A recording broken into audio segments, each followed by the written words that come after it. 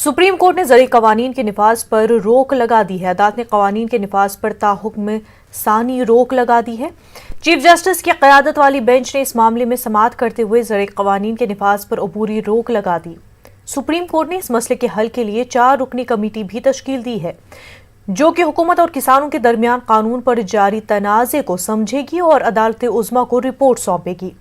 अदालत ने कमेटी से कहा कि वो 2 महीनों में रिपोर्ट सौंपे। सुप्रीम कोर्ट ने किसानों से साफ तौर पर कहा कि मामले का हल निकालना है तो कमेटी के सामने पेश होना होगा। ऐसे में अब कोई भी मुद्दा होगा तो कमेटी के सामने पेश किया जाएगा। साथ ही सुप्रीम कोर्ट ने यह साफ किया है कि कमेटी कोई सालसी का किरदार अदा नहीं करेगी, बल्कि फैसला को रोल अदा करेगी। हाँ, देखिए, ये किसानों की जीत है, किसानों की जीत है। माननीय सर्वोच्च न्यायालय सुप्रीम कोर्ट ने जो हम लोगों की पिटीशन थी सुप्रीम कोर्ट में, इन कानूनों के खिलाफ ये कानून लागू नहीं होने चाहिए, उन कानूनों को लागू न करने के लिए सुप्रीम कोर्ट ने आज स्टे कर दिया है। और कमेटी गठित करने के लिए हमने कुछ नाम सुझाए थे। ऑनरेबल जस्टिस मार्कंडे काटजू, कुरियन जोसेफ और भी जस्टिस के नाम बताए गए। उनके नाम पर विचार करके आगे कमेटी गठित कर और भारतीय किसानों के जितने किसानों के संगठन है, ऑर्गेनाइजेशन है, उन सब के अध्यक्ष को उस कमेटी में रखा जाए। हमने कहा विज्ञान भवन बहुत बड़ा है, उसमें कमेटी जब भी बुलाई जाए, मीटिंग हो तो उनके अध्यक्षों को बुलाया जाए और उसके साथ अगर लीगल रिप्रेजेंटेटिव की जरूरत है उनके एडवोकेट को बुलाया जाए, जिससे आगे सारी प्रोसीडिंग हो सके। नहीं, चलो बना दी उन्होंने कमेटी बनाने की बात करी है, ठीक है, तो वो कर दिया होगी। उसमें जो अपने लीगल लोग होंगे सब लोग उसमें बैठ के बात करेंगे। नहीं, तो उसके पहले आप कह रहे थे ना कि जब कमेटी बनाई जाएगी, सुप्रीम कोर्ट का आदेश आएगा तभी मैं कुछ बताऊंगा। अब तो सुप्रीम कोर्ट का आदेश आ गया, तो हम अपना चर्चा करेंगे ना, सब लोग चर्चा कर बयान जारी करेंगे। 26 जनवरी में जो हम 26 ज़रूरी कवानीन के खिलाफ किसानों के एहतजाजी धरने की हिमायत में दीगर किसान तंजीमों का एहतजाजी मुजाहरा मुसलसल जारी है। इसी सिलसिले में आज मेरठ में भारतीय किसान यूनियन तोमर ने मेरठ कैनेट रेलवे स्टेशन पर किसान पंचायत का इनेकाद करके 3 ज़रूरी कवानीन को जल्द ख़त्म करने का फैसला लेने का मुतालबा किया है और 26 जनवरी तक कवानीन वापस लेने का फैसला न लेने पर लाल किले पर रोड पर ट्रैक्टर रैली निकालने का हुकूमत को इंतबा दिया है।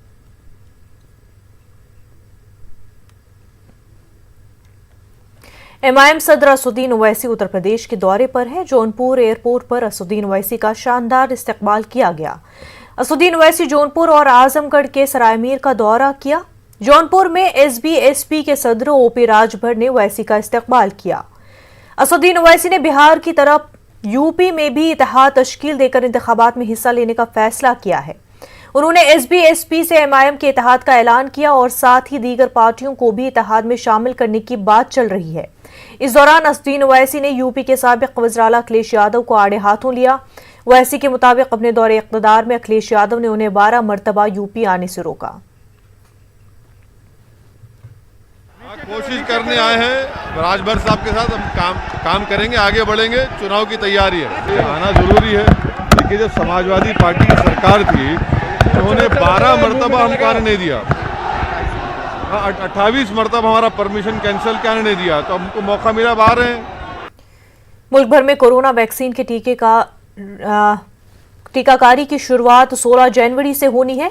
इसको लेकर तैयारियां जोरों शोरों से जारी है। कानपुर में भी इसको लेकर तैयारियां की जा रही हैं। वैक्सीन को रखने और सेहत मुलाजमीन और फ्रंटलाइन वर्करों को दी जाने वाली वैक्सीन की तैयारियां किस तरह से हो रही है, इसकी जानकारी के लिए हमारे नुमाइंदे संदीप सविता ने कानपुर के chief medical officer doctor Anil Mishra से खास बातचीत की। पूरे देश में 16 जनवरी से वैक्सीनेशन की शुरुआत होगी। कानपुर में भी इसकी शुरुआत की जाएगी। हमारे साथ CMO साहब मौजूद हैं, आइए उनसे बात करते हैं। किस तरह से सर इसकी शुरुआत होगी? एक बड़ा अभियान शुरू हो रहा है, कोरोना की वैक्सीन का अभियान शुरू हो रहा है। किस तरह की तैयारियां कानपुर में और किस तरह से कानपुर में? हमारे आप पहले से भी यहाँ पर आए हैं, देखे हैं। हमारी पूरी तैयारी वैक्सीन स्टोरेज से लेकर के हमारा जो वैक्सीन जो बेनिफिशरी हैं उनका, और जिन 14 सेंटर्स पर होना है उसकी सूचना सारी प्रदेश और भारत सरकार को भेजी जा चुकी है।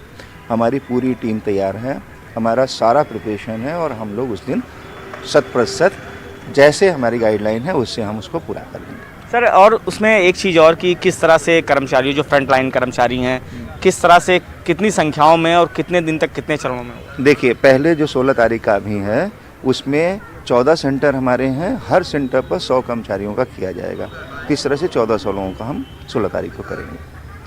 जिस तरह से देखा कि सीएमओ साहब का साफ तौर से कहना है कि 16 जनवरी को जिस तरह से वैक्सीनेशन की शुरुआत होगी उसकी तैयारियां पूरी कर ली गई हैं। कानपुर से संदीप सविता, न्यूज़ 18।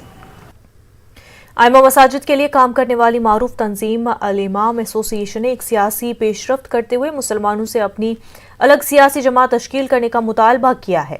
लखनऊ में प्रेस कॉन्फ्रेंस के इनकाद के जरिए एसोसिएशन के सदर इमरान हसन सिद्दीकी ने कहा कि मुल्क में जितनी भी छोटी छोटी जमातें हैं उन्हें एक प्लेटफॉर्म पर आकर अपना कोई ऐसा रहनुमा मुंतखब करना चाहिए जिसकी आवाज़ पर सभी मसालिक और नज़रियात के लोग लब्बैक कहकर एक परचम तले मुतहिद हो जाएं। मारूफ दानिश्वर और वकील शोएब सिद्दीकी के मुताबिक ये काम ज़बानी हद तक खुशकुन मालूम होता है, लेकिन मुस्लिम वोट बैंक की तकसीम को यकीनी बनाने वाली सभी जमातों को एक प्लेटफॉर्म पर लाना तकरीबन नामुमकिन है।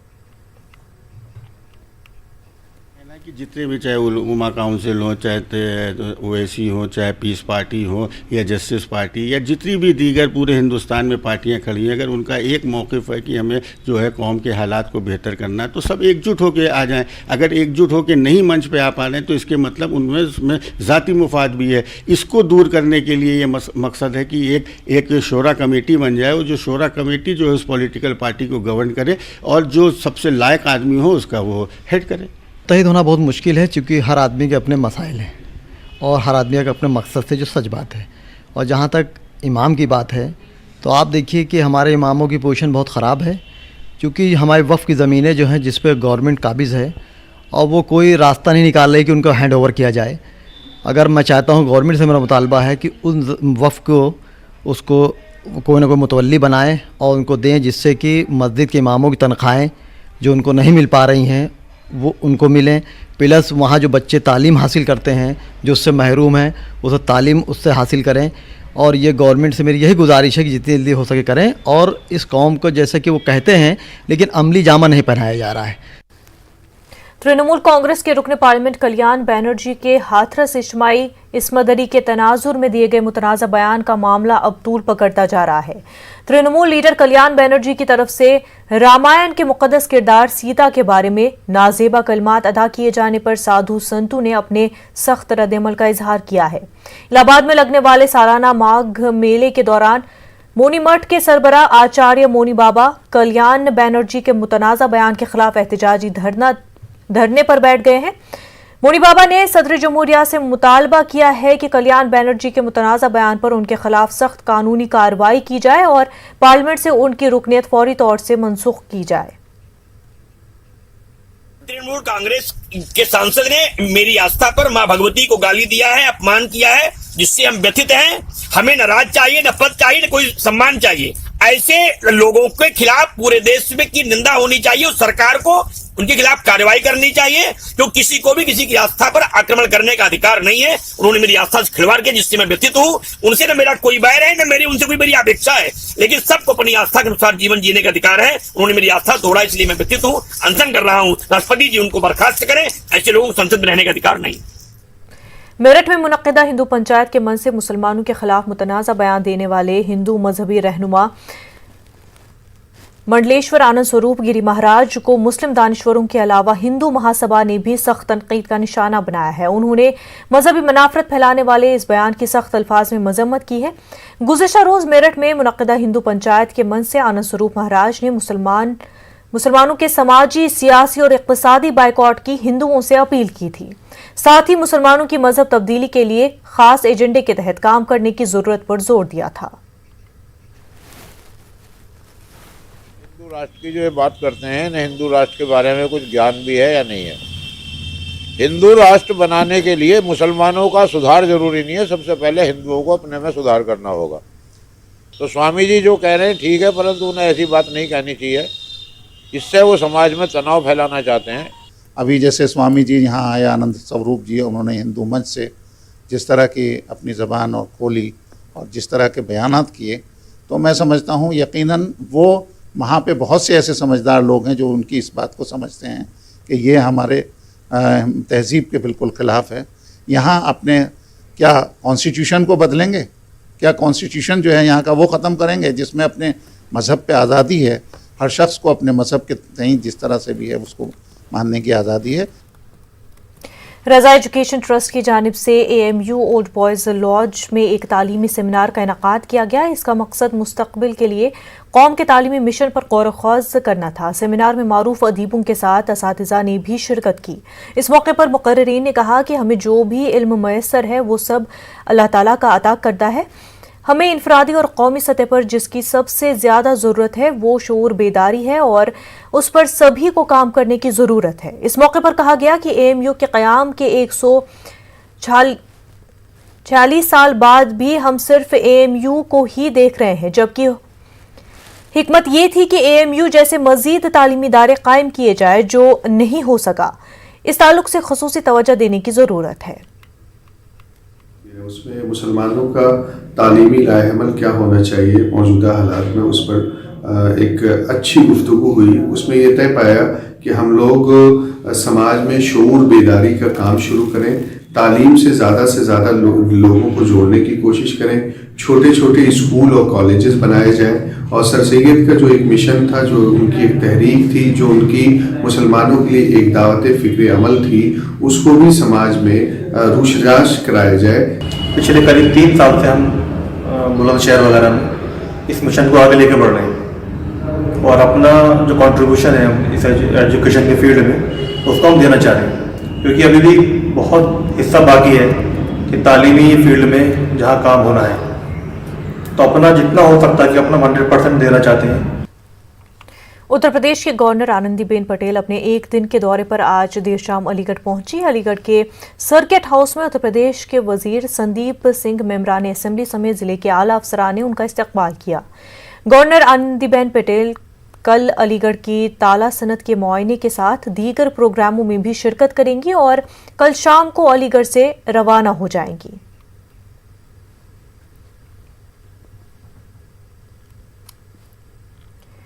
अलीगढ़ रीजन की वाहिद चीनी मिल का कोई पुरसाने हाल नहीं है। 7 चीनी मिल बदहाली का शिकार है। समाजवादी पार्टी लीडर और साबिक मेंबर पार्लियामेंट चौधरी विजेंद्र सिंह ने आज अपनी टीम के साथ चीनी मिल का मुआयना किया और हुकूमत पर संगीन इल्जाम आयद किए। उन्होंने कहा कि पूरे साल गन्ना किसान परेशान रहे, जिनकी परेशानियों पर हुकूमत ने कोई तवज्जो नहीं दी, जबकि रियासत के गन्ना वजीर सुरेश राणा अलीगढ़ के इंचार्ज भी हैं। राणा जी, देश की सरकार प्रदेश की सरकार दोनों भारतीय जनता पार्टी की हैं। 7 MLA 3 सांसद हैं, 2 MLC हैं, अध्यक्ष हैं। कम से कम इस बार 300 करोड़ रुपए प्रस्तावित किए थे इन्होंने कि नई यूनिट लगेगी। मुझे कहने में कोई संकोच नहीं है कि चीनी मिल का बंदरवाट किया जा रहा है। सरकार और प्रशासनिक अधिकारी भ्रष्टाचार में डूब चुके हैं। इस चीनी मिल को चलाने की उनके अंदर मनोबल ताकत ही नहीं है। उत्तर प्रदेश कांग्रेस में खवातीन अक़लियती शोबे की सदर अरूसा राणा ने प्रियंका गांधी को उनके यौम पैदाइश पर मुबारकबाद देते हुए कहा कि मुल्क के मुस्तकबिल को महफूज और मुस्तहकम बनाने के लिए नई नस्ल राहुल गांधी और प्रियंका गांधी की तरफ देख रही है। उन्होंने कहा कि कांग्रेस ही एक ऐसी जमात है जो बीजेपी की आवाम और मुल्क मुखालिफ पॉलिसियों के खिलाफ आवाज़ उठा सकती है और राय आमा हमवार कर सकती है। प्रियंका जी की जन्म दिवस है, उनको मैं बहुत बहुत दिल से मुबारकबाद देना चाहूँगी और मैं उनके लिए एक शेर कहना चाहूँगी। कभी खुशी से खुशी की तरफ नहीं देखा, कभी खुशी से खुशी की तरफ नहीं देखा, तुम्हारे बाद किसी की तरफ नहीं देखा। ये मैं उनको डेडिकेट करना चाहूँगी अपनी तरफ से और मैं सभी कांग्रेस वासियों की तरफ से उनको दिली मुबारकबाद फिर से देती हूँ। गाजियाबाद में शादी के बाद दुल्हन के साथ मजालिम ढहाने का मामला सामने आया है। दुल्हन का इल्जाम है कि डरा धमकाकर उसकी शादी छोटे भाई की जगह बड़े भाई से करवा दी गई और उसके बाद उसकी सास ने अपने चारों बेटों के साथ जिस्मानी ताल्लुकात बनाने के लिए मजबूर कर दिया। मुतासरा अपने साथ हो रहे इस मजालिम से किसी तरह जान छुड़ाकर शादी के 2 महीने बाद ही अपने मायके वापस आ गई। पुलिस इस मामले में केस दर्ज करके जांच शुरू कर दी है। दुल्हन के साथ ऐसी वहशाना हरकत करने की कहानी जो भी सुन रहा है वो हैरानी में पड़ रहा है कि ऐसा भी हो सकता है। लड़का आया था दूसरा, बिचौलिया ने धोखा करा। लड़का दिखाया था दूसरा, करा दूसरे के साथ शादी और सही सलामत शादी भी हो गई, सब काम हो गए। अब माल की और दहेज की वो कर रहा हूँ। अच्छा, लड़की के साथ कुछ छेड़खानी मतलब गलत काम का भी प्रयास? हाँ, लड़की के साथ कहते हैं कि ना तो 3 लाख रुपए और गाड़ी ला, और ना तो कभी छोटे को भेजते हैं घर में, कभी बड़े को भेजते हैं। अच्छा। अब ऐसे तो बेटी कर नहीं सकती, तो इसकी उस वजह से बहुत बहुत धमकी भी दे रहा है। ये 7 जनवरी 2021 में थाना सिहानी गेट पे एक महिला द्वारा एक तहरीर दी गई थी, जिसमें एक अभियोग पंजीकृत किया गया, जिसमें उसने दहेज उत्पीड़न तथा अपने ससुरालीजनों के ऊपर गलत तरीके से व्यवहार करना, दबाव बनाना, इन सब चीज़ों का आरोप लगाए गए हैं। अभियोग पंजीकृत किया जा चुका है, इसकी विवेचना चल रही है, तथ्यों के आधार पर कार्रवाई की गई है।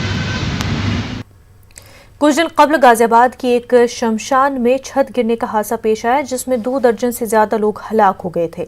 इस हादसे में कई लोग जख्मी मलबे में दबे हुए थे, जिन्हें मकामी लोगों ने बचा लिया। प्रियंका गांधी ने बचाव कार्रवाई में शामिल समीर, शादाब और तनवीर को तौसीफनामा रवाना करके उनकी हौसला अफजाई की। कोशिश ये रहती है कि वो किसी जात धर्म बिरादरी का हो। हमारे कांग्रेस सेकुलर और धर्मनिरपेक्ष पार्टी है। हमारा इसमें कोई किसी ये नहीं कि इस बिरादरी का, इस जाति का है। अमर उजाला और दैनिक जागरण ने स्वयं ही इन लोगों के नाम को आगे रखा था। और देखिए, मैं बड़ा गर्व महसूस कर रहा हूँ कि अल्पसंख्यक समाज से जिस तरीके से कुछ लोग लगे हुए थे लाशों को निकाल करके अस्पताल तक पहुँचाने के लिए, और कुछ लोग लगे हुए थे कैंपेन सोशल मीडिया के माध्यम से ब्लड का कैंपेन करने के लिए। और खुद अखबार ने लिखा, दैनिक जागरण जैसे बड़ा अखबार ने, और दैनिक जागरण तो आरएसएस का अखबार है, उसने लिखा कि इस कैंपेन के बाद बहुत सारे लोगों की ज़िंदगी बची है, ब्लड के लिए लोग आगे आए। और शहर के लोगों ने जो है हिम्मत करके, बच्चों ने जो भी बन पड़ा, इन सब लोगों ने हिम्मत की और इन सब लोगों ने जान बचाई, प्रशासन की चिंता किए बगैर। बल्कि इन्होंने जो है प्रशासन की मदद के बगैर ही जो है इतना अनोखा और इतना बड़ा काम किया है जो नामुमकिन था। अगर ये लोग उस समय वहाँ पर ना होते तो मरने वालों की तादाद और भी ज़्यादा हो सकती थी। तो जिन लोगों ने भी, हमारे पदाधिकारी लोग हमारे साथ थे, उन लोगों ने इन्फॉर्मेशन दी कि कुछ लोगों ने ख़ास तौर पे बहुत ज़्यादा हिम्मत करके काम किया है और जान बचाई हैं। तो उनके गाइडलाइंस के अकॉर्डिंगली हम लोगों ने चिन्हित करे, और हम प्रियंका गांधी दीदी ने उन सब लोगों को सम्मानित करने के लिए जो है पत्र खुद भेजा है।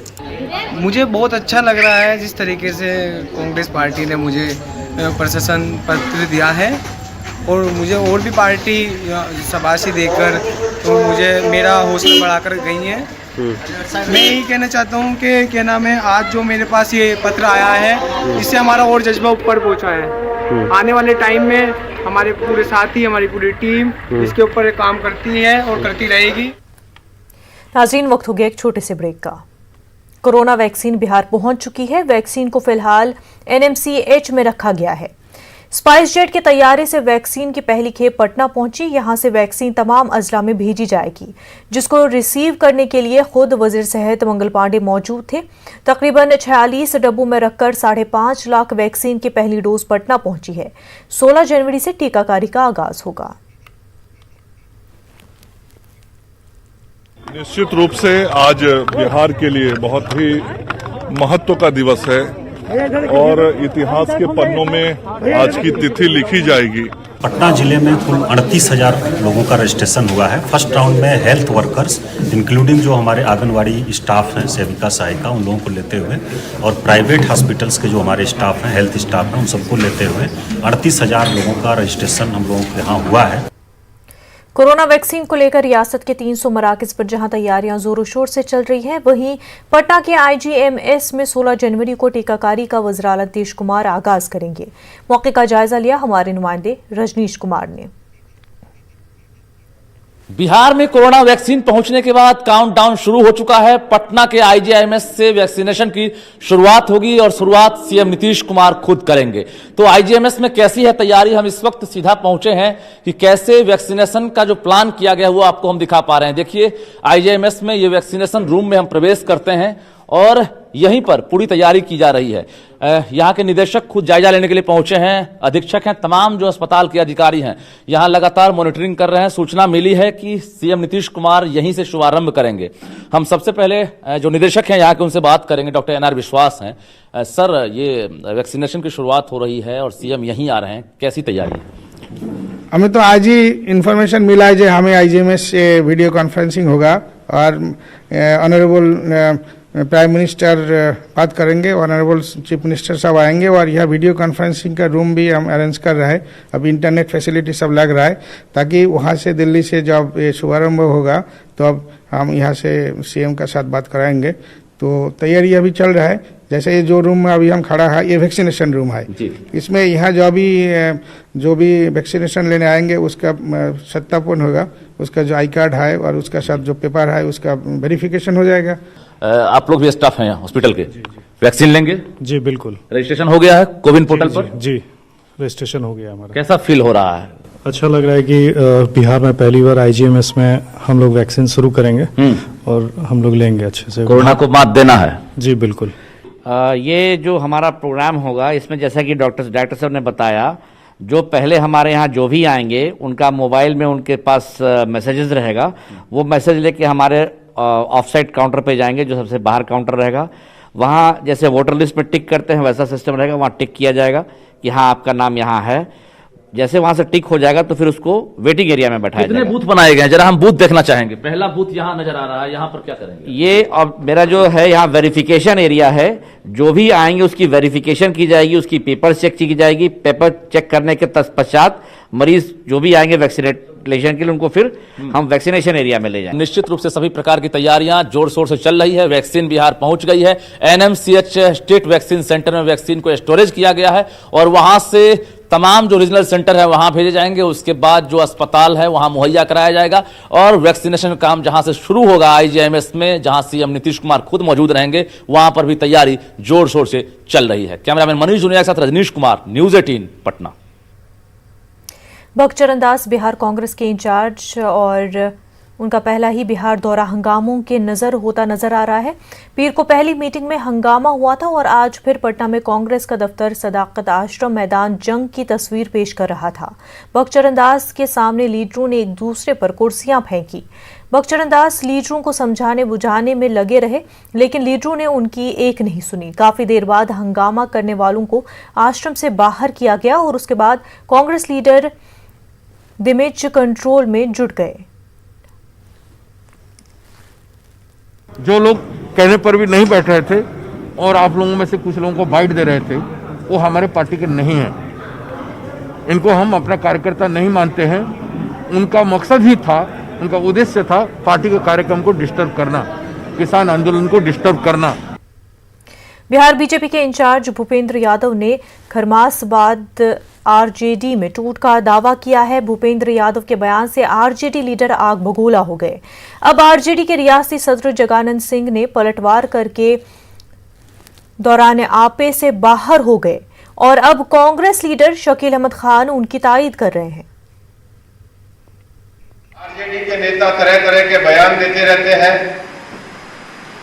मैं उनको इतना ही निवेदन करना चाहूंगा, हम तो इसलिए चुप थे कि खरमास चल रहा है, संक्रांति आ गई है, आरजेडी को बचा ले, बाकी सारी चीजें बिहार में हम ठीक कर लें। अब वो तो जिसको ज्ञान ही नहीं है कुछ, तो उसकी पार्टी में क्या, उसकी पार्टी में तो ऐसी ही खलबली है। तो भूपेंद्र जी कमे बोल रहे हैं। भूपेंद्र जी तो जिस दिन तय कर लेंगे उस दिन उनका पटिया जो है मर्ज कर जाएगा बीजेपी। मुंगेर पुलिस ने हथियारों के साथ एक स्मगलर को गिरफ्तार किया है। स्मगलर के कब्जे से 5 पिस्तौल, मैगजीन और कारतूस बरामद हुए हैं। पुलिस को खुफिया जानकारी मिली थी कि हथियारों की डिलीवरी की जाने वाली है, जिसके बाद मंदूर मोड़ के पास छापेमारी की गई और हथियारों के साथ स्मगलर को गिरफ्तार किया गया।